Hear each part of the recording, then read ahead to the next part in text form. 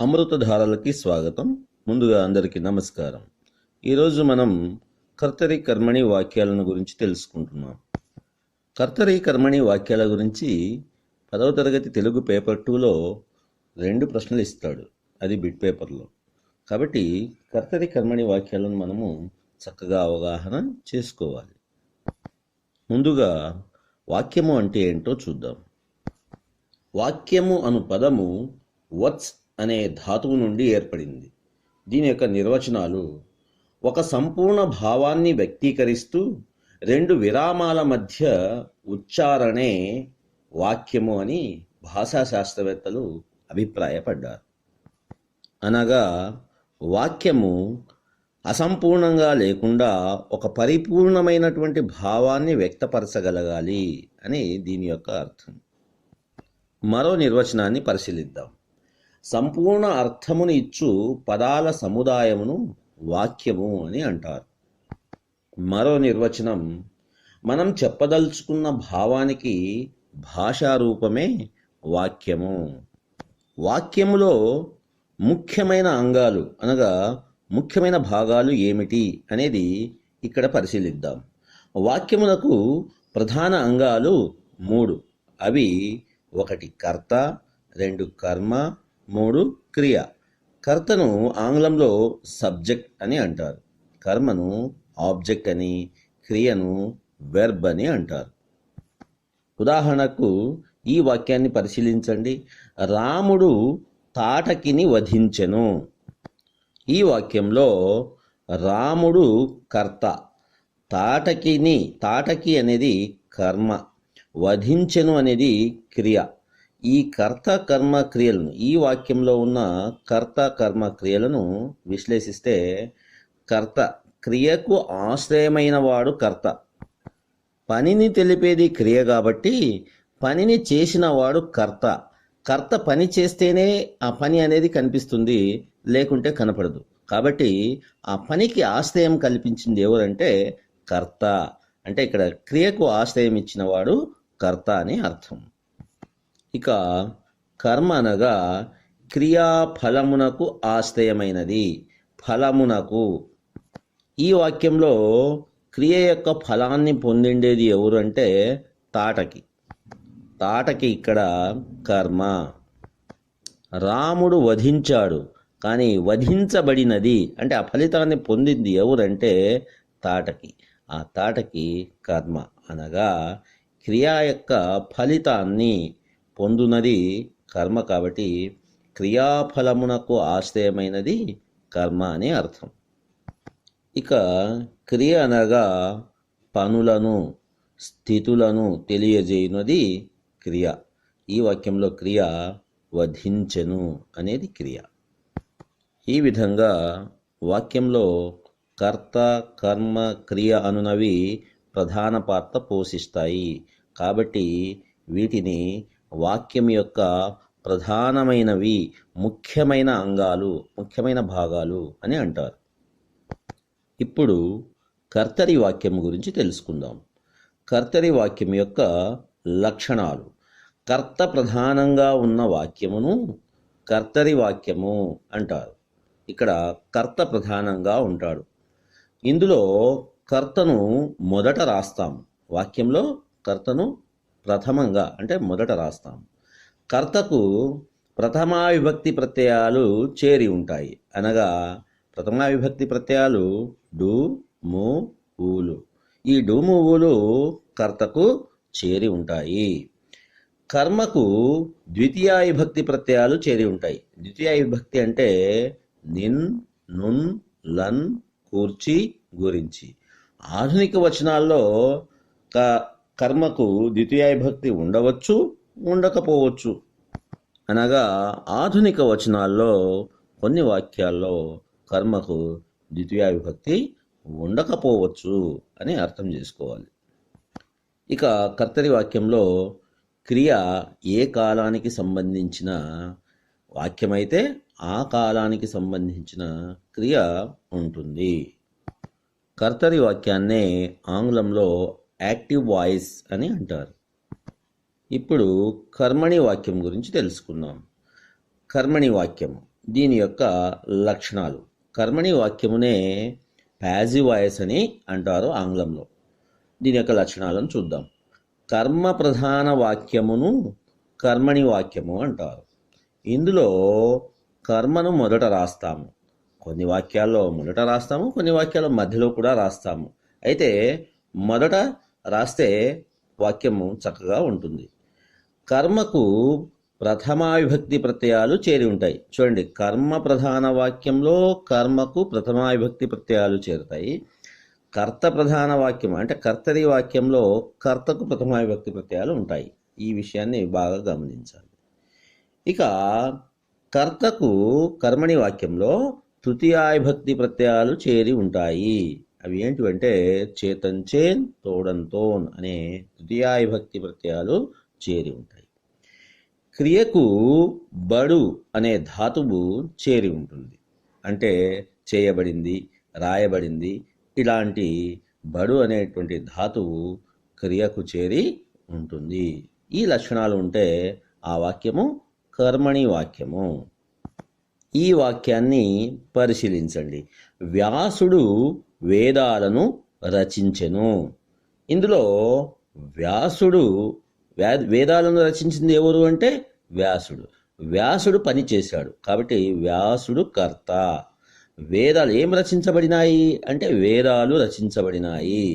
అంటే ఆ క్రియ యొక్క ఫలితాన్ని పొందిండేది ఏంటంటే వేదాలు. కాబట్టి వేదాలు అనేటువంటిది కర్మ, రచించెను అనేది క్రియ. ఈ స్లైడ్లో చూడండి, వ్యాసుడు అంటే ఈ వ్యాసుడు కర్తకు ఏమి విభక్తి చేరి ఉంది?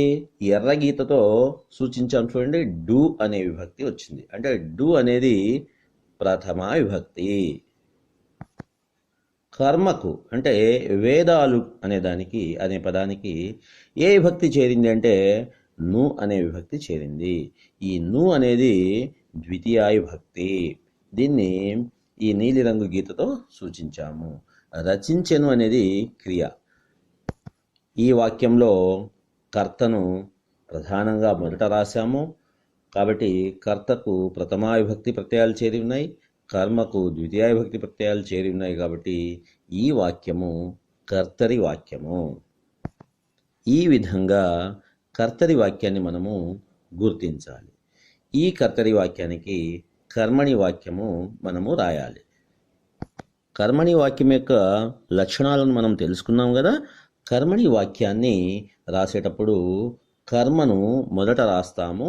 దానికి ఏం విభక్తి ప్రత్యయాలు చేరుతాయి? ప్రథమా విభక్తి ప్రత్యయాలు చేరుతాయి. ఇందులో వేదాలు కర్మ అని చెప్పినాం కదా. ఇప్పుడు కర్మణి వాక్యంలో వేదాలను మొదటగా రాస్తాము. వేదాలు వ్యాసుని చేత రచింపబడినవి. ఇది కర్మణి వాక్యము. దీంట్లో మనము పరిశీలనగా చూస్తే ఇప్పుడు వేదాలను అనేది కర్తరి వాక్యంలో ఉన్నటువంటి కర్మ వేదాలను ద్వితీయ విభక్తిలో ఉంది కదా. ఇప్పుడు ఆ కర్మ ఇక్కడ ప్రథమా విభక్తిలో వచ్చింది. బ్లూ కలర్ గీతతో గీసి చూపించాం చూడండి. అక్కడ ను అనే విభక్తి ఉంటే ఇక్కడ లు అనే విభక్తి వచ్చింది. అంటే ద్వితీయాలో ఉన్నటువంటి కర్మ ఇక్కడ ప్రథమా విభక్తిలో వచ్చింది, మొదటగా రాయబడింది. ఇక వ్యాసుడు అనే కర్తరి వాక్యంలో ప్రథమా విభక్తిలో ఉంటే ఈ కర్మణి వాక్యంలో తృతీయ విభక్తి ప్రత్యయాలు చేరినాయి చూడండి. వ్యాసుని చేత, ఈ చేత అనేది తృతీయ విభక్తి. ఇక రచింపబడినవి, ఇది రచించెను అనేది క్రియ కదా. ఈ క్రియ ఎలా మార్పు చెందింది? రచింపబడినవి అని మార్పు చెందింది. కాబట్టి ఇక్కడ బడి అనే దాన్ని మనము పసుపు రంగు గీతతో సూచించాము. కాబట్టి ఈ క్రియకు ఈ బడు అనే ధాతువు చేరి ఉంది. ఈ విధంగా కర్తరి వాక్యమును కర్మణి వాక్యంలోకి మార్చాలి. ఆ మార్చేటప్పుడు ఈ లక్షణాలు, ఈ విభక్తులు ఇవన్నీ కూడా కరెక్ట్గా ఉన్నాయా లేదా అని మనము పరిశీలించుకోవాలి. ఈ వాక్యాన్ని పరిశీలించండి. పాఠము ఉపాధ్యాయుని చేత బోధించబడినది. ఏమి బోధించబడినది అని ప్రశ్నించుకుంటే పాఠము బోధించబడినది అంటే క్రియ యొక్క ఫలితాన్ని పొందింది పాఠము. కాబట్టి ఈ పాఠము అనేది కర్మ మొదటగా రాయబడింది ఈ వాక్యంలో. పాఠము కర్మ. దీనికి ప్రథమా విభక్తి ప్రత్యయాలైనటువంటి ము అనేటువంటి విభక్తి ఇక్కడ చేరి ఉంది. ఇది కర్మ. ఇక ఈ బోధించబడినది ఎవరి చేత బోధించబడిందంటే ఉపాధ్యాయుని చేత బోధించబడినది. కాబట్టి ఉపాధ్యాయుడు ఇక్కడ కర్త. ఈ కర్తకు తృతీయ విభక్తి ప్రత్యయాలైనటువంటి చేత అనేది చేరింది. దీన్ని ఈ నీలిరంగు గీతలతో మనము గుర్తించాము. అదేవిధంగా పని ఏంది ఇక్కడ? ఏం చేశాడు అంటే బోధించడం. బోధించబడినది అనేది క్రియ. ఈ క్రియకు ఏం చేరింది? బడు అనే ధాతువు చేరింది. ఈ లక్షణాలు ఏ వాక్యానికి సంబంధించినవి అంటే కర్మణీ వాక్యానికి సంబంధించినవి. కావున ఈ వాక్యము కర్మణి వాక్యము. ఈ కర్మణి వాక్యాన్ని ఇప్పుడు కర్తరి వాక్యంలోకి మార్చుదాము. కర్తరి వాక్యము కర్త ప్రధానమైన వాక్యం కదా, కర్తను మొదట రాయాలి. కాబట్టి ఉపాధ్యాయుడు కర్త కాబట్టి ఉపాధ్యాయుడిని మొదట రాస్తాం. ఉపాధ్యాయుడు. పాఠము కర్మ కదా, ఆ తర్వాత రెండవ పదంగా మనము ఈ కర్మను పాఠము అని రాస్తాం. బోధించెను అనేది క్రియ. తెలుగు వాక్యాల్లో క్రియ చివర వస్తుంది అనేది మనము గమనించాలి. మరి ఈ కర్తరి వాక్యం ఎలా రూపొందింది? ఉపాధ్యాయుడు పాఠాన్ని బోధించెను. ఇక్కడ కర్తను ఎర్రగీతతో సూచించాము. అంటే కర్తకు చేరినటువంటి విభక్తులను మనము ఎర్రగీతతో సూచించాము. కర్మణి వాక్యంలో ఉపాధ్యాయుని చేత అంటే చేత అనేటువంటి విభక్తి ఉంది కర్తకు. అదే కర్తరి వాక్యంలో వచ్చేళ్ళకి ఉపాధ్యాయుడు అంటే ప్రథమా విభక్తి ప్రత్యయాలు చేరి ఉన్నాయి. ఈ అంశాన్ని ఇక్కడ గుర్తించవచ్చు. అదేవిధంగా పాఠము అనేది ఎలా మారింది? పాఠాన్ని అని మారింది. ఈ వాక్యంలో పాఠము కర్మణి వాక్యంలో ప్రథమా విభక్తిలో ఉంటే అదే కర్తరి వాక్యంలో వచ్చేటప్పటికి ద్వితీయ విభక్తిలోకి మారింది. ఇక బోధించబడింది అనేటువంటి క్రియ బోధించెను అని మారింది. ఈ విధంగా కర్మణి వాక్యాన్ని కర్తరి వాక్యంలోకి మార్చాలి. ఈ స్లైడ్స్ చూడండి. ఇందులో కర్తరి వాక్యాలు, కర్మణి వాక్యాలు చూపించాము. చూడండి. కర్తరి వాక్యం కృష్ణుడు కంసుని చంపెను. అది కర్మణి వాక్యంలో కంసుడు కృష్ణుని చేత చంపబడెను అనేది రాశాము. అదేవిధంగా రెండవ వాక్యము వాల్మీకి రామాయణాన్ని రచించెను. ఇది కర్తరి వాక్యం. కర్మణి వాక్యము రామాయణము వాల్మీకి చేత రచింపబడినది. మరి ఒక కర్తరి వాక్యము బడిగంటను కొట్టారు. ఇది కర్తరహిత వాక్యం. ఇట్లాంటి వాక్యాలు కూడా మనకి పరీక్షల్లో వస్తూ ఉంటాయి. ఇందులో కర్త ఎవరు కొట్టారో తెలియదు. బడిగంటను కొట్టారు. ఇక్కడ కర్మణి వాక్యంలో దాన్ని ఎలా మార్చాలంటే బడిగంట కొట్టబడింది. ఇక స్వప్న కథను చెప్పింది అనేది కర్తరి వాక్యము. కర్మణి వాక్యము కథ స్వప్న చేత చెప్పబడినది. మరొక కర్తరి వాక్యము గీత పాటను పాడింది. పాట గీత చేత పాడబడినది. కొన్ని ఆధునిక వాక్యాల్లో ఈ కర్మకు ద్వితీయ విభక్తి ఉండవచ్చు, ఉండకపోవచ్చు అని చెప్పాం కదా. ఇప్పుడు గీత పాటను పాడింది అనేటువంటి వాక్యాన్ని మనము గీత పాట పాడింది అని కూడా చెప్పుకోవచ్చు. ఇందులో అర్థంలో ఎటువంటి మార్పు ఉండదు. కాబట్టి ఈ విధంగా ఆధునిక వచనాల్లో కర్మకు ద్వితీయ విభక్తి ఉండవచ్చు, ఉండకపోవచ్చు కూడా. మనకు పరీక్షలలో ఒక వాక్యాన్ని ఇచ్చి దీనికి సరైన జవాబు గుర్తించండి అని 4 జవాబులు ఇస్తాడు. వాటిలో సరైన జవాబు ఎలా గుర్తించాలో ఇక్కడ చూద్దాం. జవాబు కాని వాటిని అనగా తప్పుగా ఉన్న వాటిని మొదట గుర్తిస్తే సరైన జవాబు ఏదో సులభంగా తెలుసుకోవచ్చు. ఈ స్లైడ్ చూడండి. ఇందులో క్రింది కర్తరి వాక్యానికి సరి అయిన కర్మణి వాక్యాన్ని గుర్తించండి అని చెప్పాడు. వాక్యము శివాజీ స్త్రీలను గౌరవించాడు. ఈ వాక్యము కర్తరి వాక్యము.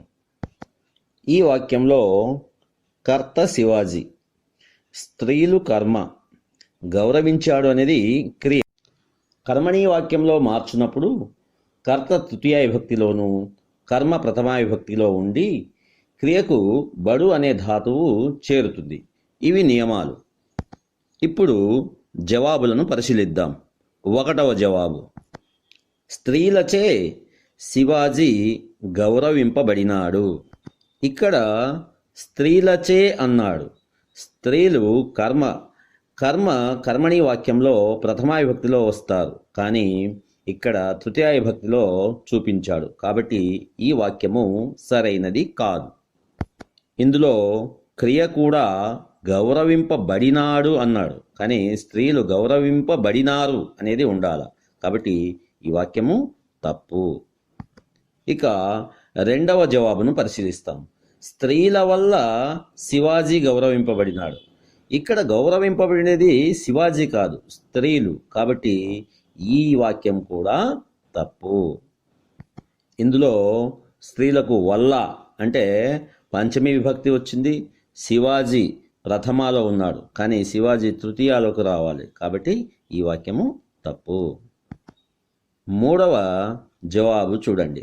స్త్రీలను శివాజీ గౌరవించారు.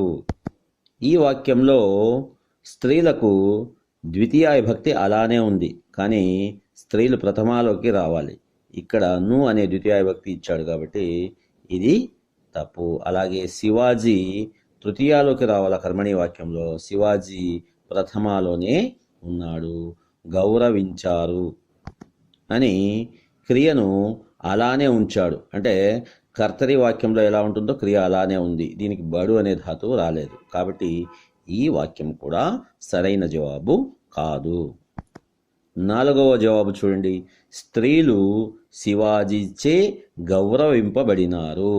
ఇందులో కర్మ అయిన స్త్రీలకు ఖచ్చితంగా ప్రథమా విభక్తి వచ్చింది, దాన్ని ముందుగా రాశాడు. అదేవిధంగా శివాజీచే కర్తకు తృతీయ విభక్తి చేరింది. అలాగే గౌరవింపబడినారు, ఇక్కడ క్రియకు బడు అనే ధాతువు చేరింది. కాబట్టి ఈ వాక్యము సరైనటువంటి జవాబు. ఈ విధంగా తప్పులను మొదట గుర్తించడం వల్ల సరైన జవాబుని ఈజీగా సులభంగా తెలుసుకోవచ్చు. ఈ స్లైడ్ చూడండి. క్రింది కర్మణి వాక్యానికి సరైన కర్తరి వాక్యాన్ని గుర్తించండి అని చెప్పాడు. వాక్యము జానపదునిచే జాబు రాయబడింది. ఇది కర్మణి వాక్యము. జవాబులు చూడండి. 1వ జవాబు, జానపదునికి జవాబు రాయించెను. అసలు అసంబద్ధంగా ఉంది ఈ జవాబు. జానపదునికి కాదు జవాబు రాయించిండేది, అసలు రాయించెను అని కాదు, జానపదుడే జాబు రాశాడు. ఇది వాక్యం. కాబట్టి ఈ జవాబు అసంబద్ధంగా ఉంది, కాబట్టి ఇది సరైన జవాబు కాదు. 2వ జవాబు చూడండి. జానపదుడు జాబు రాయాలి అన్నాడు. రాయాలి కాదు, రాశాడు. రాయబడింది అంటే ఇక్కడ రాశాడు అని రావాలా. కాబట్టి ఈ క్రియ సరిగ్గా లేదు, కాబట్టి ఇక్కడ ఇది కూడా సరైనటువంటి జవాబు కాదు.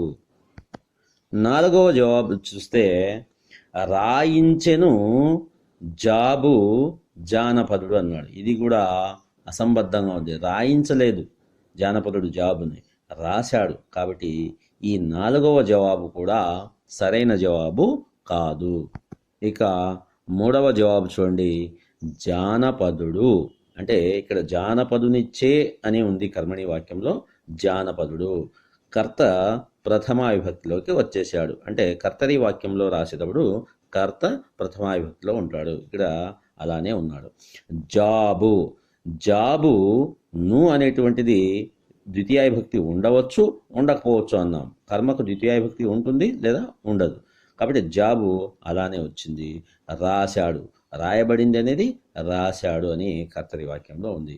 కాబట్టి ఇందులో సరైన మార్పులు జరిగాయి. కాబట్టి ఈ జవాబు అంటే 3వ జవాబు సరి అయినటువంటి జవాబు.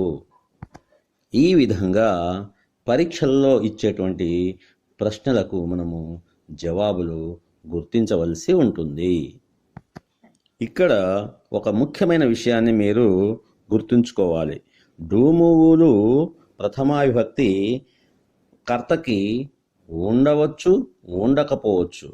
అంటే నామవాచకం. ఉదాహరణకు శివాజీ, శివాజీ అనే పదంలో ఇక్కడ డూమువులు లేవు, కానీ అది నామవాచకం. నామవాచకాలకి డూమువులు లేకపోయినా అవి ప్రథమా విభక్తిలోనే ఉన్నట్లు మనము గుర్తించాలి. ఇక్కడ మీకు 2 అభ్యాసాలు ఇస్తున్నాను. ఈ అభ్యాసాలకు సరైన జవాబులు రాసి ఇంతవరకు మీరు తెలుసుకున్నటువంటి అంశాలను మీ అవగాహనను పరీక్షించుకోగలరు. ఈ స్లైడ్ చూడండి. క్రింది కర్తరి వాక్యాలను కర్మణీ వాక్యాలుగా మార్చండి. కవిత పుస్తకాన్ని రాసింది. వరిచేలో కుప్పలు వేశారు. ఉపాధ్యాయుడు కథలను చెప్పాడు. శివాజీ స్త్రీలను గౌరవించాడు. దున్నేవారికి భూమి హక్కు ఇచ్చారు. ఈ కర్తరి వాక్యాలను కర్మణీ వాక్యాలుగా మార్చండి. ఈ స్లైడ్ చూడండి. క్రింది కర్మణీ వాక్యాలను కర్తరి వాక్యాలుగా మార్చండి. మహిళా వర్ణము రచయితులచే రాయబడింది. వృద్ధుడి చేత గోరంత దీపం వెలిగించబడింది. బాల వ్యాకరణము చిన్నయ సూరిచే రచించబడినది. గేటు తీయబడినది. నగరము గ్రామీణులచే ఆక్రమించబడినది. ఈ కర్మణి వాక్యాలను కర్తరి వాక్యాల్లోకి మార్చండి. ఇంతవరకు మనము వాక్యం అంటే ఏంటి, కర్త, కర్మ, క్రియ వాటి గురించి, అట్లే కర్తరి వాక్యము, కర్మణి వాక్యాల గురించి పూర్తిగా అవగాహన చేసుకున్నాం. ఈ వీడియోలు మీకు నచ్చినట్లయితే ఛానల్ని సబ్స్క్రైబ్ చేసుకోండి. మరో ముఖ్యమైన అంశంతో తదుపరి వీడియోలో కలుసుకుందాం. అంతవరకు సెలవు. నమస్కారం.